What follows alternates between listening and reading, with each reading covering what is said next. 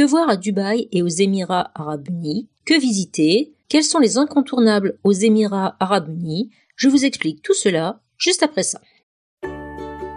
Bonjour, c'est Christine de À nous le monde, la chaîne qui vous propose chaque semaine un programme de voyage organisé jour par jour. Aujourd'hui, nous partons aux Émirats Arabes Unis.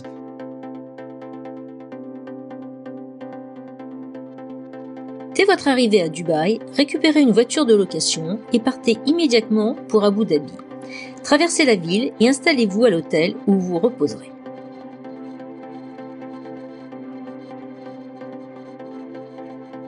On commence la journée par la visite du musée du Louvre situé à quelques minutes de l'hôtel.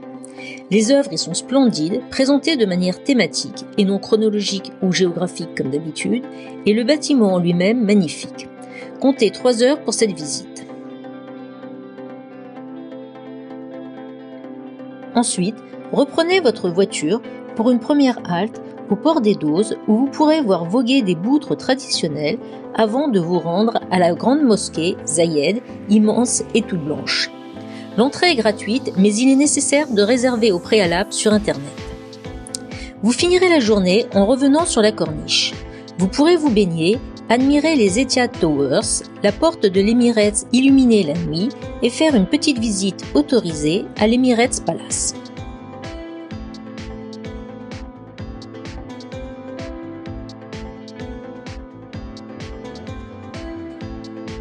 Aujourd'hui, on part dormir dans le désert.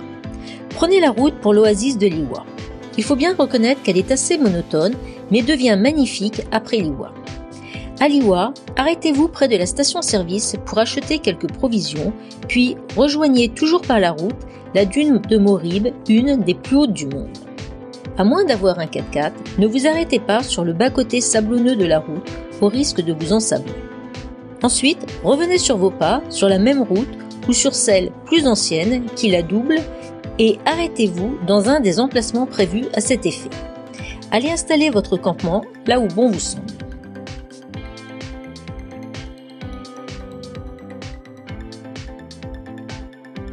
Après avoir profité du lever du soleil sur les dunes, reprenez la route pour Liwa.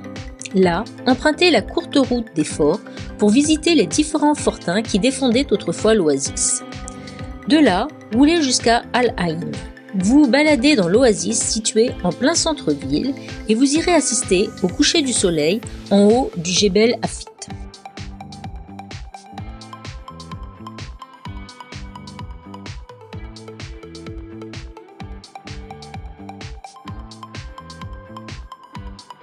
Ce matin, on part au marché aux dromadaires d'Al-Ain et on assiste aux transactions entre acheteurs et vendeurs.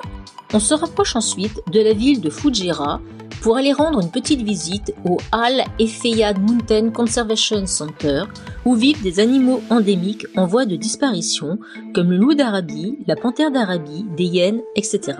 On rejoint ensuite le Meleya Archaeological Center que l'on visite bien évidemment. Avant de repartir, ne manquez pas de vous rendre en voiture voir les sites de fouilles juste derrière le centre. En soirée, rejoignez Dubaï où vous rendrez votre voiture. Vous consacrerez vos 3 dernières journées à Dubaï. Les activités proposées y sont nombreuses. Vous les choisirez en fonction de vos goûts et de votre budget. Mais dans tous les cas, je vous conseille de ne pas manquer la visite du Dubai Mall où se trouve entre autres un aquarium géant, une grande cascade et une patinoire de grande dimension. Pas très loin, au Mall des Emirates, c'est juste une station de ski qui attend les visiteurs, en plus d'une immense salle dédiée aux jeux vidéo au dernier étage. Accordez-vous aussi une baignade sur la plage publique de Jumeirah, d'où vous aurez une belle vue sur la Bourge arabe, autoproclamée Palace 7 étoiles, même si elle est partiellement gâchée par de nouvelles constructions.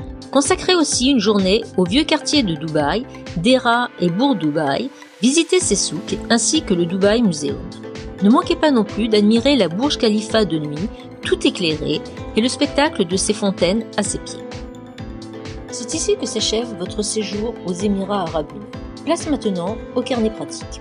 Pour ce voyage, vous aurez besoin de louer une voiture. Comme souvent, je vous recommande de passer par le grossiste Rentals.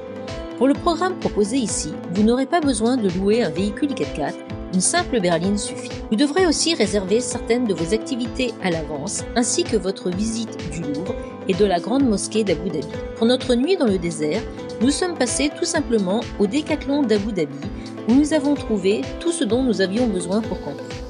Pour ce qui est des autres logements, je vous recommande à Dubaï le Hampton by Hilton Al Barsha, qui est confortable, d'un bon rapport qualité-prix, avec un très bon petit déjeuner et une excellente literie. À Abu Dhabi, vous pourrez aller dormir au Sunsuit by Wyndham, qui est tout à fait correct. Et enfin, à Al Ain, vous pourrez aller dormir au Eilag Grand Hotel. Voilà, cette vidéo est terminée. Merci de l'avoir suivie. N'hésitez pas à poser des questions en commentaire, j'y répondrai avec plaisir. Pensez à vous abonner, à mettre un pouce bleu et à bientôt sur À nous le monde.